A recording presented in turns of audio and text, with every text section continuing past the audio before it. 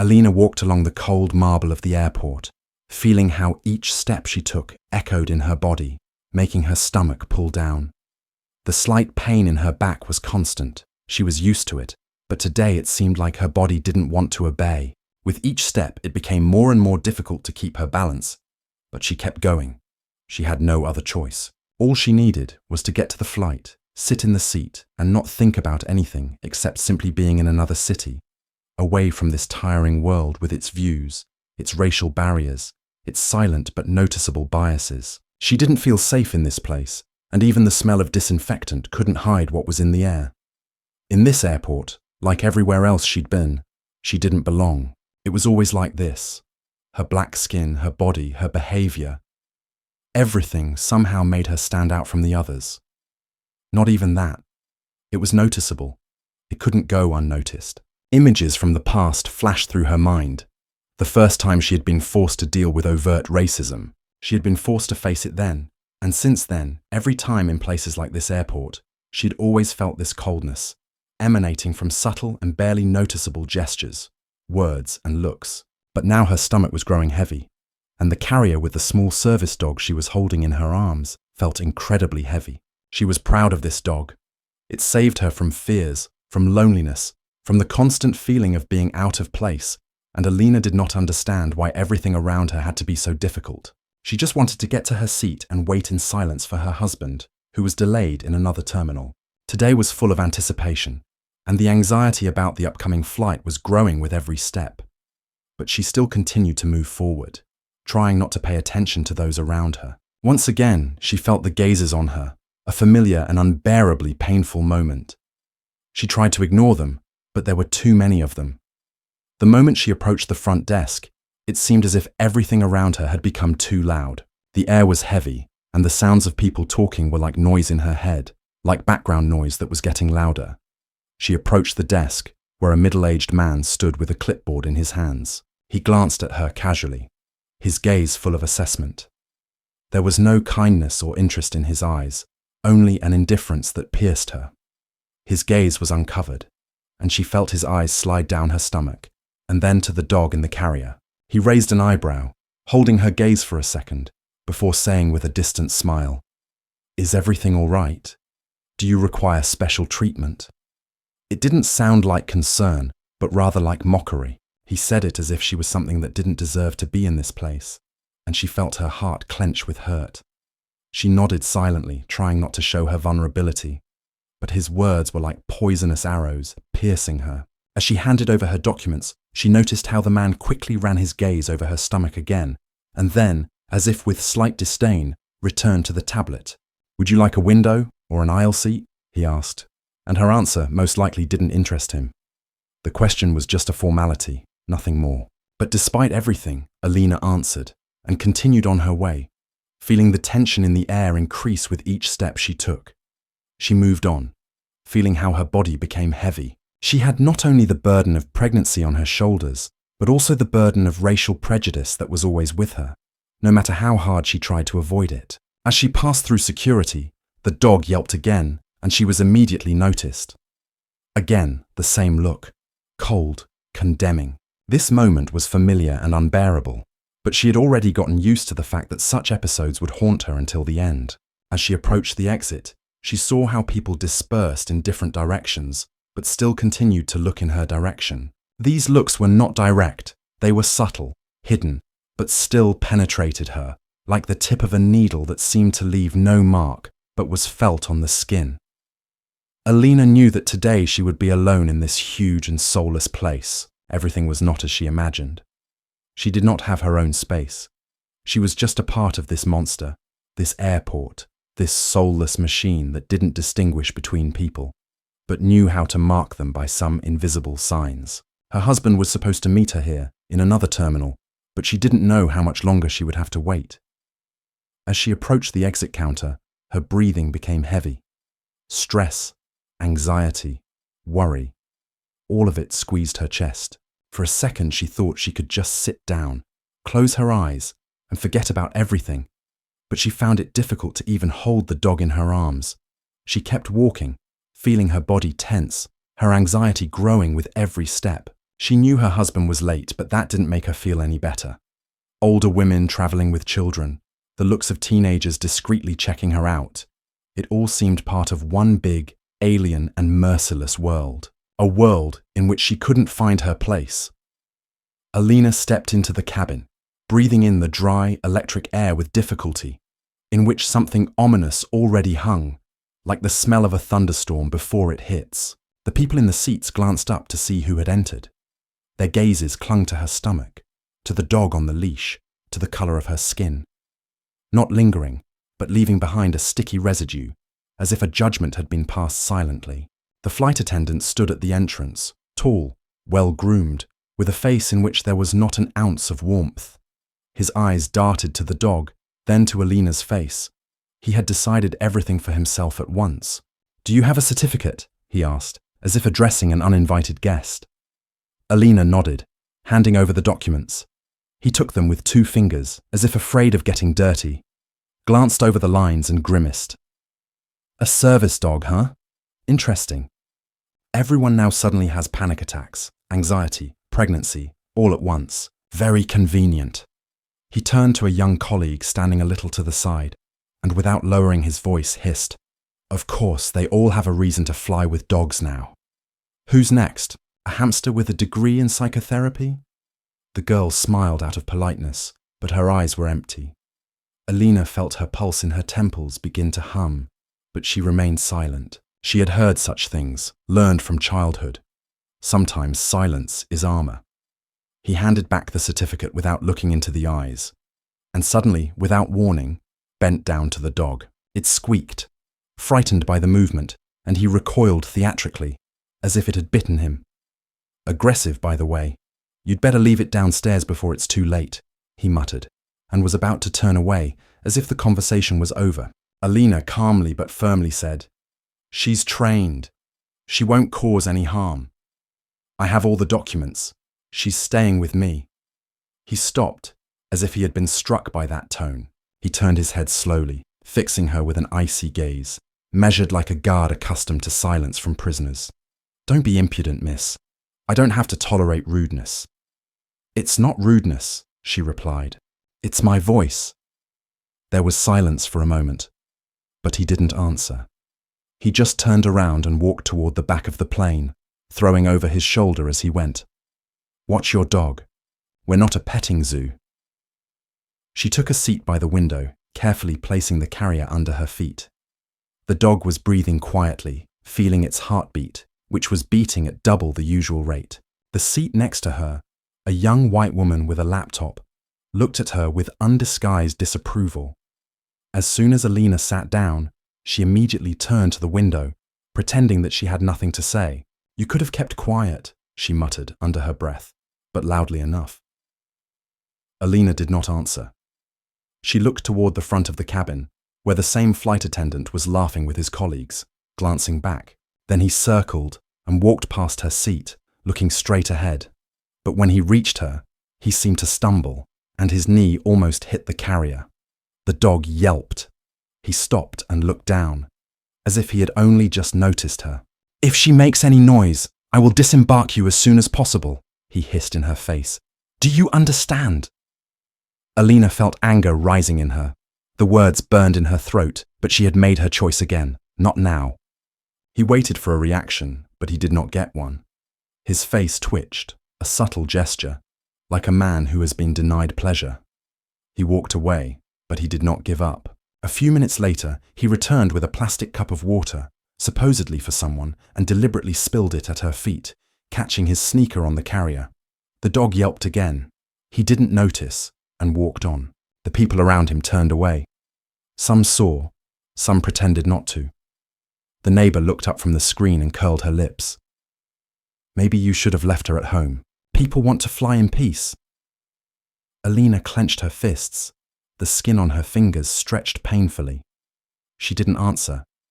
She knew that everything was being recorded by an internal camera. A camera in her head.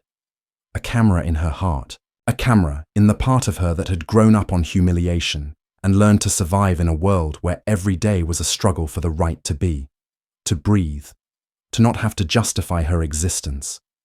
She put her hand on her stomach. The baby moved. The heart was beating fast, but in that rhythm there was a pulse of something greater. Her husband, if he had been nearby, would have already stood up, would have already asked a question. He would have already demanded a last name, a number, an explanation. But he was not with her. Not yet. And she knew the main thing is to hold on. Because this flight was already turning not into a journey, but into an exam. And the one who decided to humiliate today did not yet know who he was dealing with. But he will find out. He will definitely find out. And very soon. Before we continue, let's take a short break. Write in the comments where you listen to our stories from and whether you have had anything similar in life. We are always happy to hear your experience. If you like what we do not forget to subscribe so as not to miss new exciting stories. And now let's continue. He was waiting for this moment, waiting for the moment when he could show everyone who was boss here. And then, Alina, passing by, clutching the documents to herself and making sure that the dog walked carefully next to her, heard him say loudly, almost theatrically, "Put the carrier here. I will check it personally." His tone was not demanding, but mocking. He did not ask. He made it clear that this was not a request. This was a scene, and her role in it was to be a target. He took the carrier with 2 fingers, as if it was dirty, and jerking it sharply, put it on the table, after which he casually moved it to the side with his hand. It fell on its side, hitting the metal. And inside, the dog whined quietly. A short, suppressed squeal, as if even the animal was embarrassed by its fear. Alina took a step forward, her heart pounding with rage. But she tried to hold back, said quietly, restrainedly, "Please, be careful. She's a service passenger and she's scared." But he didn't even turn around. He just threw over his shoulder. If she's a service passenger, she should be trained not to whine at every rustle. And it was said with such a poisonous grin that one of the passengers behind him giggled. And another, an elderly woman with pearl earrings, said loudly enough, "We used to fly with children. Now we fly with dogs." And again that laughter, not loud, but precise, like a needle in the spine. And Alina felt everything inside her twist into a knot. She wanted to say something. But at that moment, another stewardess came up and without looking her in the eye, said almost mechanically, "Ma'am, please don't be dramatic. We have procedures. Follow them." And there was no respect or sympathy in those words, only irritation, fatigue, and something else. Something that cannot be described in words, but that was felt in every look, in every tone. She is not wanted here. She is superfluous. She is different. She is not one of them. And the more she is silent, the more it seems to them that they can do anything with her. The dog was shaking inside the carrier. Alina squatted down to straighten the skewed bedding. Her fingers were shaking. She tried not to show how much pain she was in, how much she wanted to scream, but she knew screaming would become a weapon not against, but against her. She would be aggressive, inadequate, a black hysteric, and everyone on this plane would gladly accept this role for her because it is easier, because then you can not see, not feel, not admit, she heard someone say from behind.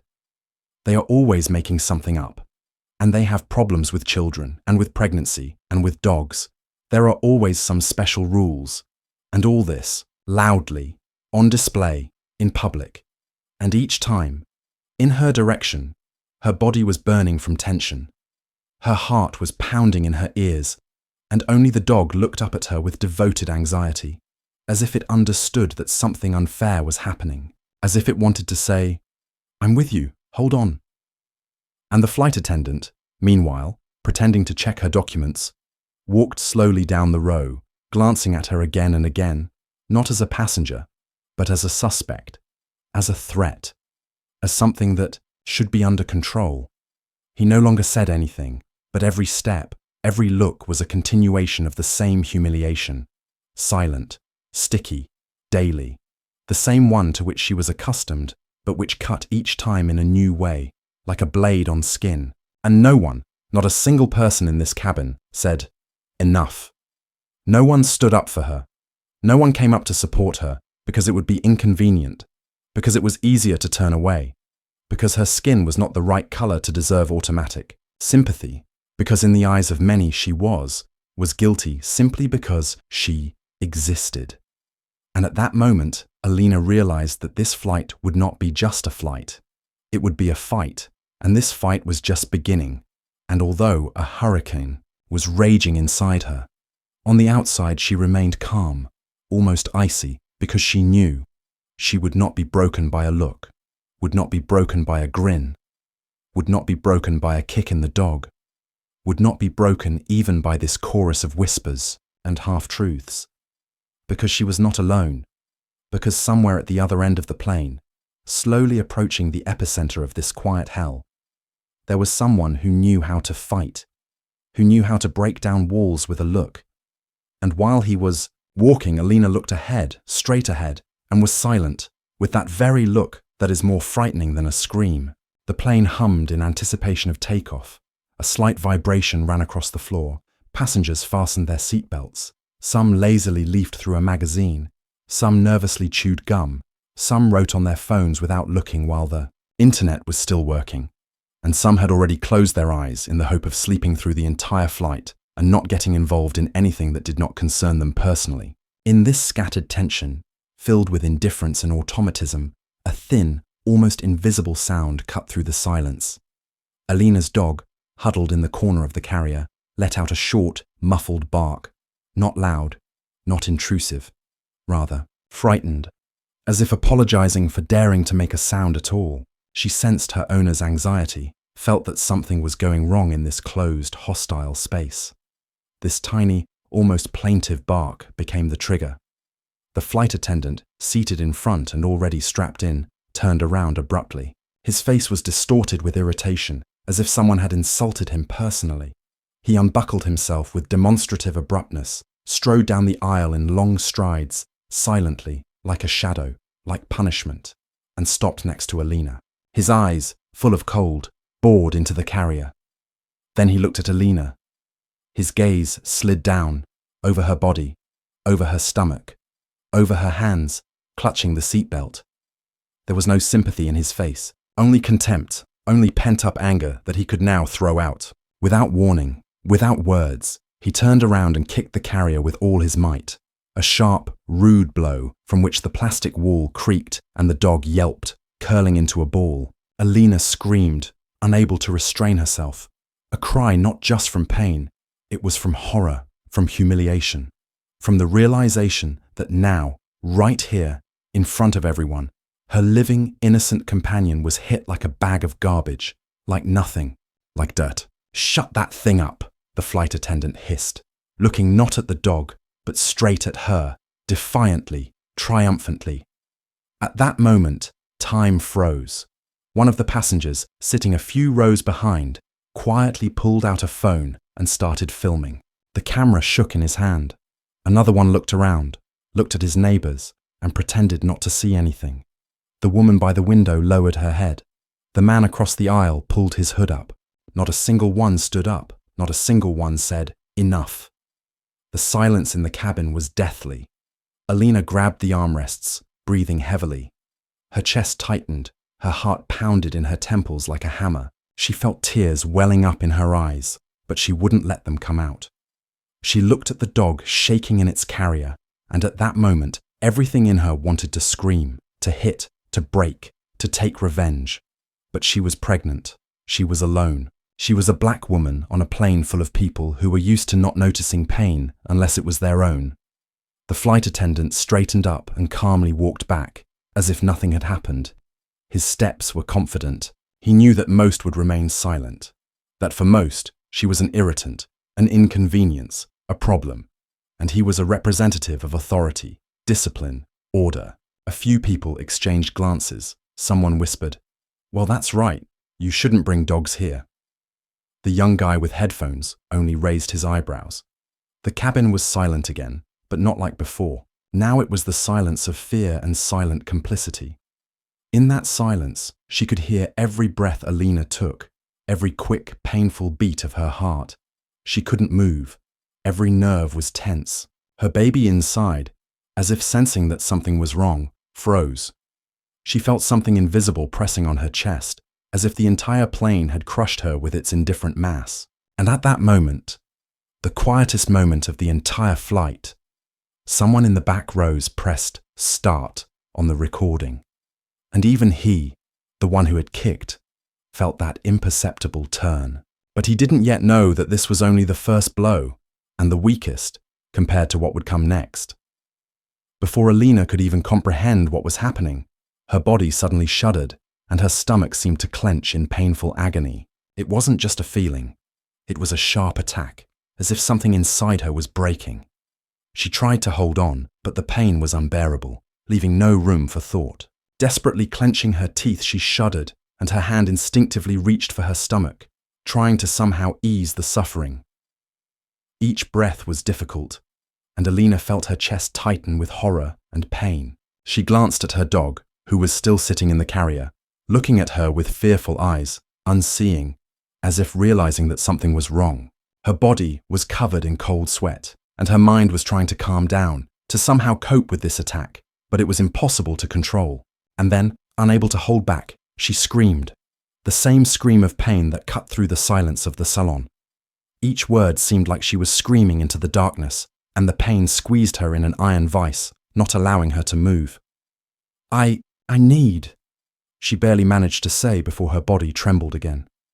The flight attendant standing nearby noticed her panic.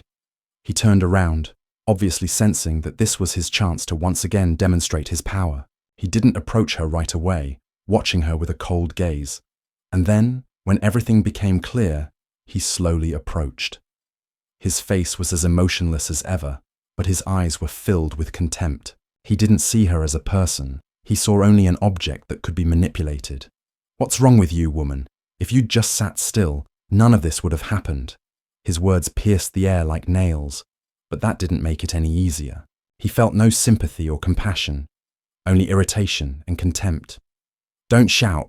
Don't make unnecessary noise. It's just your stress," he said, clearly not understanding and not wanting to understand what was happening. For him, this was just another awkward situation that needed to be quickly resolved. Alina couldn't understand how her body refused to obey. She clenched her teeth, trying to force herself to stand up, but her legs felt like cotton wool. Passengers began to turn to her. Several people stood up from their seats, looking with interest. Some even tried to approach, but immediately received a stern look from the flight attendant, who silently designated their place in this order. "Don't disturb me," he said, his voice louder and firmer than anything Alina had heard in the last few minutes. "You can't help anyway, so just stay put." And then, as if in response to his words, another painful spasm racked her body. She pressed herself into the chair, but she couldn't hold back the pain and cried out again, clutching her stomach. When she tried to get up again to get to the toilet, or at least to rest, several people sitting nearby began to secretly look at each other. Someone snorted, someone almost giggled, but no one intervened. And then this man, this flight attendant, came up again, and this time with obvious irritation, asked her to get up. "Woman, I told you not to panic." He had already started pushing her, showing with his movements that she should get out of the way. No one interfered. He came close to her, his face almost touching hers, and he whispered, "If you had sat quietly, nothing would have happened. You are all like this, depriving us of peace." His words were full of humiliation, complete detachment from human feelings. He continued to press her with his words, even when she felt her body trembling, her insides turning over from pain and fear. Alina couldn't understand why no one was helping. Why was this whole plane, all these people, sitting and watching her suffer this humiliation? Why, when the pain was racking her body, no one offered to help? Why did the flight attendant keep talking to her like she was an animal? Her throat tightened as she tried to get up, but even before she could move, she felt so bad that she almost fell back into her seat. "Get up and go there!" He pointed toward the back of the cabin, as if everything that was happening was her fault, as if it was her fault that she was weak, vulnerable, and that her body couldn't handle what had happened. Everything that was happening before the passenger's eyes began to resemble a scene from a nightmare. She felt lost, abandoned on this plane full of indifferent people who were unable to see her suffering. But his words were like a knife sharpening her insides. You ruined everything, and now you're paying for it. She is taken away without asking, and there is a storm in her head. Thoughts are distorted. All confidence is gone. She does not hear the sounds around her, only the noise in her ears, the pulsation of pain and her own steps, which came at the moment when she wanted to fall and forget about everything. Before we continue, let's take a short break. Write in the comments where you listen to our stories from and whether you have had anything similar in your life. We are always happy to hear your experience. If you like what we do, don't forget to subscribe so you don't miss new, exciting stories. Now let's continue. Slowly, almost imperceptibly, in the air filled with tension and fear, a sound resounded that attracted the attention of the entire cabin, the creaking of the first-class door. It opened, and against the background of a calm, almost silent space, a man appeared, whose figure immediately attracted attention. He walked confidently, without a hint of haste, but there was such strength in his movements that it was felt in every step. It was he, Alina's husband. His face was calm, but in his eyes, there was something icy in his eyes. His gaze was a silent sentence, restraining and almost menacing, as if he was ready to break everything that stood in his way. When he entered economy class, this whole world, which seemed alien and disproportionately cruel to him, seemed to shrink a little. His presence immediately put everything in its place, and everyone in the cabin felt how something had changed. No matter how much he wanted to hide, he was here, and now everyone saw him. At that moment, all eyes on the plane, as if by invisible command, switched to him. No one could fail to notice him, fail to feel the aura that surrounded him. Alina's husband was a famous human rights activist, a man whose reputation had long been on everyone's lips. He had more power in his hands than most of those sitting in this cabin. He was the one who was feared not only by officials, but also by the police, the one who tore apart systems and exposed people. His gaze was a powerful weapon, and his words were such that they could change reality. The flight attendant, the same man who had tried to humiliate Alina from the very beginning, did not even notice his appearance at first. He continued his actions, not paying attention to the figure that was walking towards him. However, when Alina's husband, approaching, looked at him, something in the atmosphere changed abruptly. He stopped, and for him, time seemed to slow down. His eyes became cold, cruel, and these eyes penetrated the soul of everyone who met them. "What's going on here?" His voice was firm and calm, but there was a power about him that silenced everyone. As if on cue, everything in the plane went silent. The plane had been filled with the hum of conversation. But when he spoke, there was only empty, ringing space that was compressed by the fact that he was there. The flight attendant, noticing the man approaching him, immediately shrank back and seemed to have trouble breathing. He hadn't expected this. He thought he had everything on his side. Power, its little apologies and humiliations. But in this man standing in front of him, he felt that icy wind that immediately took away all his confidence. There was a question in his eyes. "Are you sure you want to continue?" But the man didn't rush with questions. He just stood there, his gaze sliding over each face, and everyone knew. He didn't need to say anything more. "Is this a joke?" he said, not taking his eyes off the flight attendant, who had already turned noticeably pale. "You kicked the dog?" His voice was not loud, but it was clear to everyone that this was not a question, this was a sentence. At that moment, the flight attendant seemed to understand that his confidence had disappeared. Alina's husband was not just a man whose status filled the entire cabin. He was a man capable of turning the world upside down. And the flight attendant knew it. The passengers began to exchange glances, and someone barely held back a sigh of relief, knowing that she was no longer alone. Alina felt how strength appeared in her chest again, how the echoes of pain began to retreat under the onslaught of support that she had been waiting for so long. The man approached her chair, and his gaze lingered on her face for a moment. He saw her exhausted eyes, the tears hiding in the corners of her eyelids.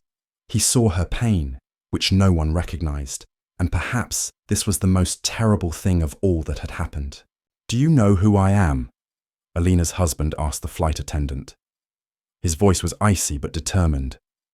The man, gritting his teeth, looked at him silently. He knew who this man was. And in that moment, when their eyes met, everything changed. No apology or justification could restore his status. His humiliation was obvious. His power was insignificant. "You know this is not just a conversation," Alina's husband continued. "You didn't just humiliate her. You humiliated all of us. You left a mark that you can't erase." He spoke as if this was not just a conversation, but justice that needed to be restored. The flight attendant tried to justify himself, but his words dissolved into the air like ashes, disappearing without a trace. He could not find words that would make him look even a little decent in the eyes of others, and his shame became more and more obvious. Alina's husband walked confidently, and each step he took was like a hammer blow to this society, to these laws that had long allowed people like this flight attendant to humiliate and ignore others. With each word he said, the pressure on the man increased, and at some point he realized that all his strength had disappeared, that his face could not hide what had happened. Meanwhile, Alina sat with her face buried in her hands, her body shaking with nervous tension and fear. She couldn't say what she felt. But her husband was here, and now they couldn't be alone anymore. And although the air was heavy, full of hatred and resentment, at that moment Alina felt something else, a force that couldn't be stopped. The plane continued on its route, but now its atmosphere had changed. Inside this metal womb, where only the shadows of humiliation had once seemed endless, there was now victory. Alina's husband could no longer remain silent. There was already a fire burning in his eyes. He stepped towards the flight attendant. His figure seemed to grow taller with each step. There was no doubt a real battle would break out between them now. The man stood confidently, but there was an invisible fear under his nails, a fear that he would not be able to emerge victorious from this clash. And this fear was felt by everyone who was nearby. The flight attendant saw him approaching, and his confidence began to melt like ice in the sun. This man, tall and calm, with eyes full of icy determination, was a man he never wanted to meet. But it was too late. Alina's husband had come so close to him that they were almost face to face, and their eyes met like two weapons ready to tear each other apart. "What did you do?" Alina's husband asked, his voice quiet, but with such power that it pierced the air, silencing everyone in the cabin. The passengers sitting nearby no longer hid their mobile phones, and someone even began recording what was happening. This was no accident. They knew something big was about to unfold. The excitement was starting to build, and every person on this plane felt that between them and these two men, not just a quarrel was developing, but a real clash of titans, a clash in which destinies would be decided. The flight attendant stared at Alina's husband, his face contorted, his voice trembling. His courage was gone, like a sinister spirit that had long been exorcised. He glanced nervously at the stewardess standing next to him, and although she said nothing, her face was filled with confusion. This was the moment when their world was crumbling, and formalities no longer mattered. He tried to sound confident, but his voice was shaking, and every sentence came out strained and futile. "What do you want from me? I'm just doing my job. You're probably just nervous." He tried to ignore it, but his words were no longer as confident. "Are you crazy?"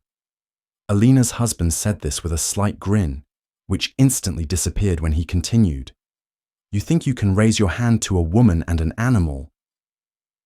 These words were like a shot to the flight attendant's heart, and he froze for a second. But then his face distorted and rage flared up in him. "Don't you have anything better to do?" he replied, exhaling through his teeth. "Why are you coming here? You probably think I should be afraid of you because you're some kind of human rights activist. I can't stand people like you." He spoke louder, his face red with rage, but the men could no longer stop. This was the moment when every word turned into an insult, and every phrase humiliated one of them more and more. Alina's husband couldn't hold back. His eyes filled with rage. He stepped forward, his gaze became icy, and his lips pressed into a thin line. "Don't you realize who you're talking to yet, you stupid idiot?" His voice was cold, and for a second it seemed like the entire plane compressed the air, forcing every passenger to hold their breath. "You don't even know who I am. You have no idea what I'm capable of, but you're definitely going to understand it now." His words sounded like a death sentence. The flight attendant standing in front of him felt his heart beat faster and his stomach tighten with excitement. He wasn't prepared for this, and at that moment his self-confidence completely disappeared. At this time, the passengers began to exchange glances. Their mobile phones continued to record what was happening. Someone began to take photos. A strange silence reigned in the cabin, broken only by the voices of the men, who almost simultaneously began to shout at each other. Absorbed in this verbal war, they no longer noticed anything around them. Each passenger who witnessed this scene experienced it in their own way. Someone was on the side of Alina and her husband. Someone watched in horror, but no one could remain indifferent. The flight attendant obviously didn't know how to get out of this situation. He tried to remember the rules and procedure, but now he wasn't sure of any of his steps. He grabbed the microphone and tried to say something through the speaker, but his voice sounded helpless. "Stop it immediately. This is not the place for your showdowns." It wasn't an order, it was a weak cry for help that had no power, because Alina's husband was standing in front of him, and all that was in his eyes was the certainty that this man in front of him, with his loud voice and arrogant behavior, was the one who made a mistake. "I told you!" Alina's husband stepped closer, and now his words became an echo, shaking the walls of this cabin. He took his hand and yanked him back. "You don't know exactly who you're dealing with, you freak. You humiliated my wife. You humiliated her animal. You probably think you can get away with it?" At that moment, the flight attendant's gaze faded and distorted. He began to nervously wipe sweat from his forehead, and then again tried to hide his weakness behind false calm. "I was doing my job. Don't do all this." But his words became increasingly unconvincing. "You are a nobody!" Alina's husband could not hold back. "You are not worthy of working with people, and you do not deserve to work at all." These words flew into the face of the flight attendant, who, it seemed, could no longer withstand this tension. He stood as if under the weight of misfortune and did not know what to say. This was the moment when his little kingdom was collapsing, when he finally realized that he could not hide his own baseness. At one point, when it seemed that everything would be over and one of them had to retreat, Alina's husband suddenly raised his hand and pointed at him. "You will still pay for all of this. You will not escape responsibility." The passengers sitting nearby could no longer remain silent. Someone screamed, "He is right!" Someone stood up, trying to stop the situation, but their words had no power. Alina's husband continued to squeeze the space around him, and soon the flight attendant had no choice but to give in. The words that were being spoken in the cabin could no longer be stopped. The war of words had been lost, and now everyone could see who the real winner was on this plane. The atmosphere on the plane was tense to the limit. The air, which had seemed absolutely lifeless before, was now filled with tension and tense looks from the passengers. Alina's husband stood in his seat, his eyes boring into the flight attendant who stood in front of him, gritting his teeth. Everyone around was silent. Some retreated into the shadows, some began to exchange glances. But despite this stagnation, in one of the business class seats, someone suddenly pulled out his phone. The woman sitting in the window seat in business class had been watching the events for several minutes.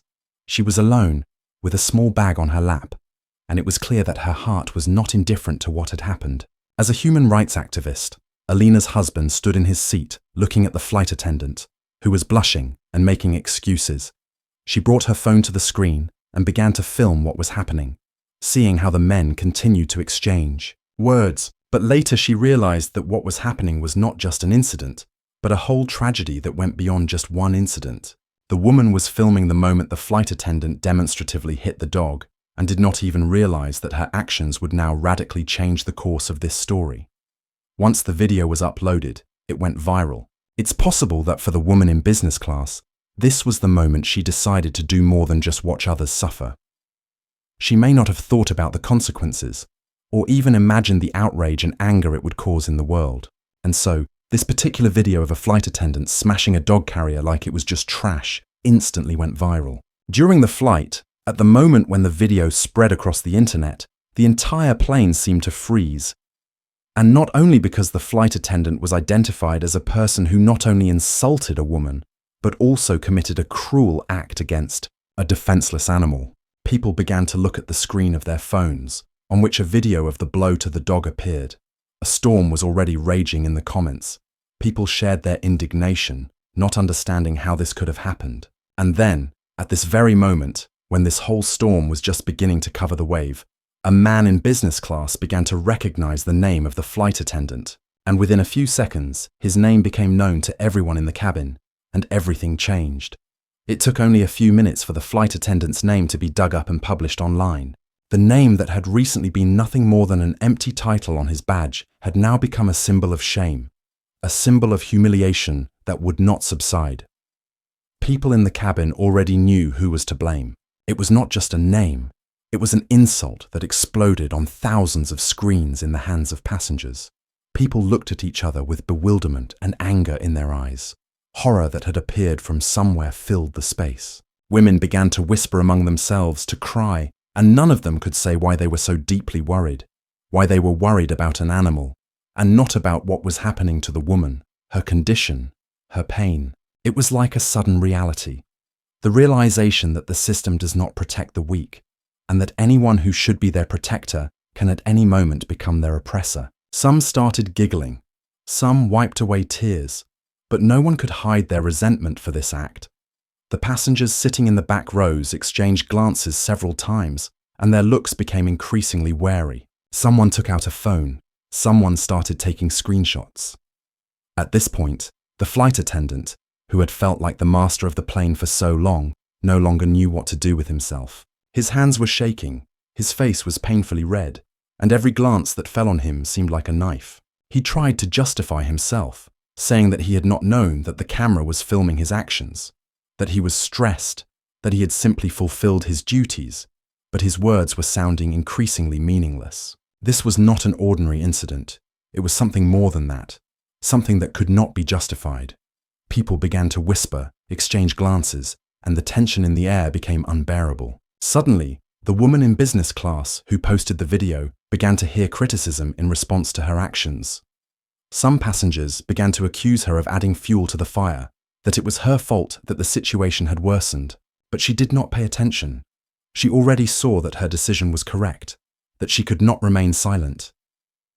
She did everything to not let such actions pass by without consequences.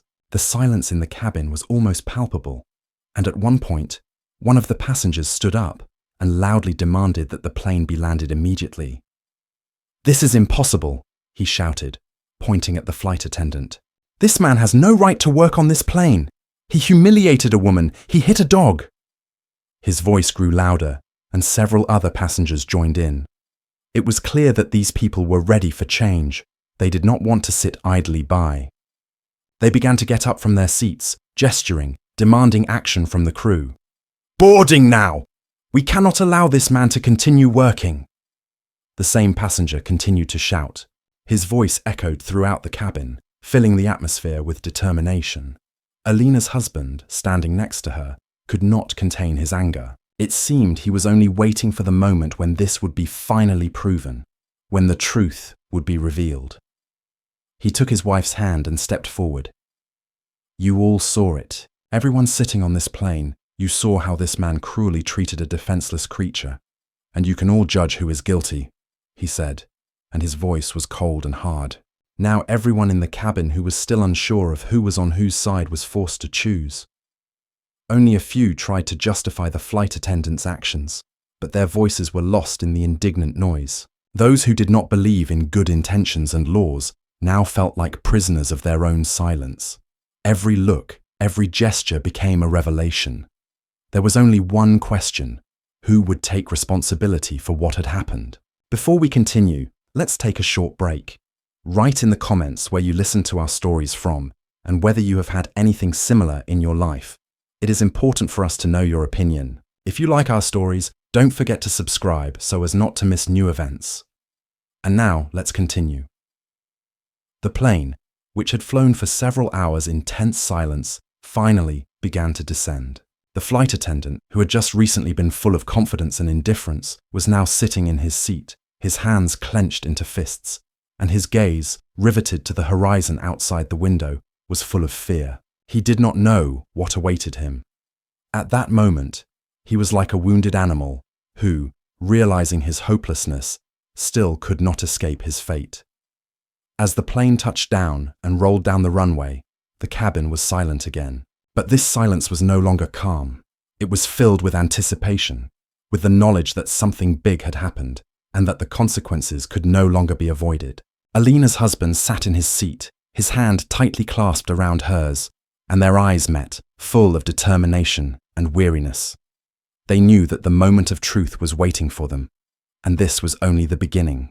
As soon as the plane approached the terminal, the cabin door opened. Instead of greeting the passengers with the usual friendliness that usually happens on flights, they were met with an unusual welcome. There were police officers, security guards, and behind them, several reporters with cameras and microphones, ready to capture the moment. In the background of all this, Alina's husband and herself were surrounded by silence. The passengers, in turn, felt how everything changed in that moment, how everything they had experienced immediately took on new meaning, and not because they became heroes, but because they became part of history that will not be forgotten. But the flight attendant, who had already realized that his world was collapsing, sat in his chair with a cold gaze, trying to maintain control, but his tension was obvious. Every step the police took, every look from the staff was like a sentence passed on him. He was not prepared. He did not know that he would be met in such a way that he would be led out of here in handcuffs. When he was finally led out onto the steps, his face was a picture of shame and helplessness. He tried to maintain a proud posture, but it was not there. His steps were uneven, and he stumbled as people with cameras surrounded him, recording his every move. The passengers, who had just recently been sitting in their seats, now watched with interest, not hiding their satisfaction. They were not just watching him being handcuffed.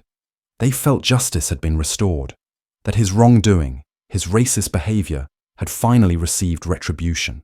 On the steps, among the journalists and cameramen, there were people ready to cover this story. Cameras were clicking. Microphones were extended into the former flight attendant's face. But despite his confusion, he could not tear his eyes away from the male silhouette that stood stoically next to Alina. And in that moment, he may have realized that in a world where he considered himself the ruler, someone had finally taken that throne from him. Alina's husband and she were met by security and immediately taken out of the airport. Alina, still in pain and with pressure on her heart, did not know how to survive all this. Journalists, tired of the noise and fuss, took several shots in which her face was full of fatigue and pain. Everything that was happening seemed distant and distorted, but not for her husband. He was determined and cold. He knew that there was an investigation ahead, that their fight for justice would not end with this moment. Everything was just beginning. Meanwhile, as Alina was being escorted to the hospital, her husband was already turning to his lawyers and colleagues. He was a human rights activist, and this was not the first time he had encountered injustice. But this case, this incident, was personal for him. His wife had suffered, and now he had to figure out how to make sure this mistake did not pass him by. At the hospital, Alina finally got the help she needed. But inside her, a fire of anger burned, hatred for this flight attendant and the system that had allowed him to get away with his actions. It was hard to know how to move forward after what had happened, but she knew she had to be strong. She couldn't let this incident become something they forgot. This wasn't just a personal affront. It was an affront to the system that allowed racism and cruelty to flourish. But the investigation that immediately began into the case led to the discovery of new details. Little by little, old complaints that concerned this particular flight attendant began to surface. His name appeared in a number of complaints from other passengers who complained about his rudeness and racist behavior. Several reports of incidents were hushed up, suppressed from the very beginning. But now everything was out in the open, and the public could not turn a blind eye to it. Women and men who witnessed the incident began calling editors, telling their stories, doing everything to ensure that this man never worked in the industry again. Meanwhile, the airline that had tried to hush up the case was forced to launch an investigation that stirred up not only passengers, but also the company's own employees. The staff, having learned of these complaints, was shocked. Those who had previously remained silent now began to come forward with statements and support an open investigation. Every fact, every incident that had been hidden for years, was now becoming part of public history. The public, who first learned of the true state of affairs, could not believe that such things were happening on board. Human rights activists, politicians, and activists said that it was time to change the system that allowed people like this flight attendant to be racist, and cruel. The story of Alina and her husband became a symbol of the fight against injustice, and their names went down in history as those who dared to stand up for it and not let it go unnoticed. For the flight attendant, however, things were very different. He was suspended from work and soon fired, and although his name no longer meant anything in the airline industry, it still remained a symbol of shame, bestowed upon him not only by the victims of his cruelty, but by the entire public, which could no longer remain silent. Several days passed, but the world around Alina was still not the same. The moment she learned that her child could not be saved, everything inside her seemed to freeze. It was not just a physical defeat, it was an internal collapse, the destruction of all the hopes she had cherished. The damned memories that now slid restlessly through her mind did not leave her for a second. It was the feeling when you understand that life will never be the same again. She sat in the hospital, her body still aching, her soul tormented. Every morning, waking up, she could not believe the reality of what was happening. It was like a nightmare she could not wake up from. Every day, the scars on her body became brighter, but it was those memories of how she was humiliated, how she was brutally insulted on board, that did not give her peace. Every detail of that tragic scene was inscribed in her memory, like a bloody trace on a snow-white canvas. But that canvas was no longer there, and the whole picture had changed forever. Against this backdrop, the entire country, and indeed the world, soon learned of what had happened. The story that began with her dog's plaintive sigh attracted attention that seemed to turn everything upside down. A few days after the incident, Alina's name became a symbol of the tragedy that was discussed not only in the news, but also at rallies, talked about in every home, every office, every cafe. And all this happened against the backdrop of her tragedy, which echoed around her, leaving no chance for rest. When human rights defenders and activists began to publicly speak out in support of Alina, her name was heard on every corner. It was not just a demand for justice for one woman. It was a cry from a society that had finally woken up. Having woken up from their indifference, from the silent approval of such behavior, people began to protest, to rally, demanding change. Alina became an icon for all those who had once suffered violence, humiliation, racism, and injustice. And this was not just her story.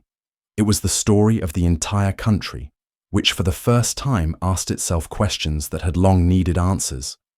However, for the flight attendant, it was over even faster. His name, which he had once proudly worn on his badge, soon disappeared from view. He tried to hide from the press, to avoid attention, but his face was nowhere to be found. It disappeared as quickly as his confidence that he could humiliate and insult with impunity.